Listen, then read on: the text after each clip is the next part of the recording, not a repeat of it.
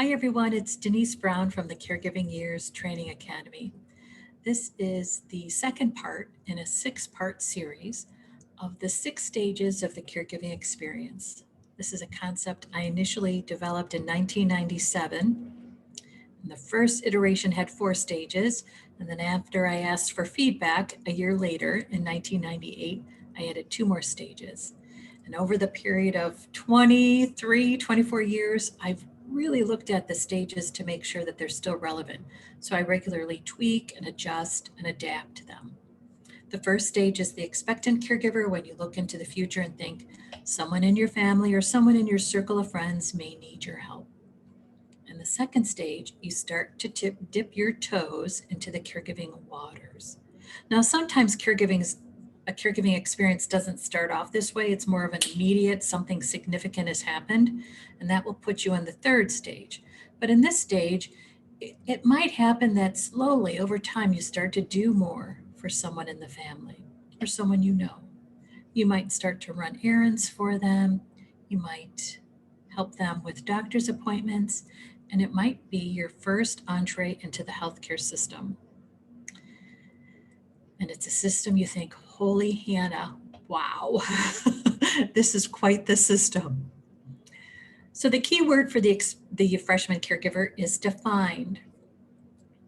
So the expectant caregiver keyword is to ask, and you're going to bring that keyword, which is your coping strategy of ask, into the second stage, and you're going to couple it with find. And I also want to mention, if you skip this stage and go right into the third stage, you still want to have this keyword of find and bring ask and find into the third stage. The goal of finding is just to put yourself out there and see what you can find around help. And part of finding is experimenting. And experimenting is this amazing life skill that we overlook and undervalue. And we think it only happens in a lab in high school when we're students. But life is an experiment. And if we can start experimenting early on in our caregiving experience, we release ourselves from failure. I'll tell you, there are 2 experiences in my life that have put me in close friendships with failure, and that is caring for my parents and starting and running my own small business. Holy Hannah.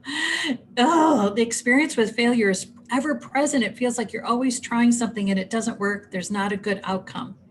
It is demoralizing. However, if you look at it from the perspective of, I'm just experimenting to see what works, it doesn't matter if there's a failure, because the purpose of it is to gather information, to figure out what part of a solution works, which part doesn't, whether or not this is the right time for the solution, that maybe it could be better in a year or 2 years or whatever.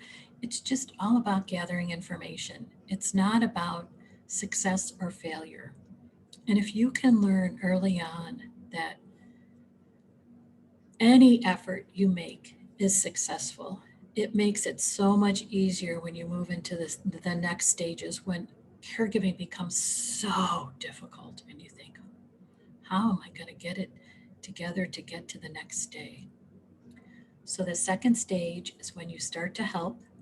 The keyword is defined, and your purpose is to experiment, to learn, to try, and to release that there is a particular outcome like success, and that really any attempt is successful because it's going to give you good information.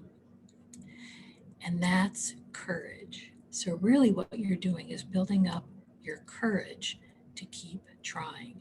And I really believe if we can release ourselves from the idea that we failed, it makes it much easier to keep trying. We're going to take breaks from trying because sometimes we're going to be tried out. And I think of that as trying fatigue, and that's one of the caregiving fatigues, and I'll explain that in another video. We can take a break from trying because it does get frustrating, but we can keep trying just to see what could work, what's possible. And we're going to try on behalf of our caree, and we're also going to try for ourselves, because it's important that we try to find what helps and supports us too. Okay, Thanks so much for watching. I hope you found this helpful. Take care. Bye-bye.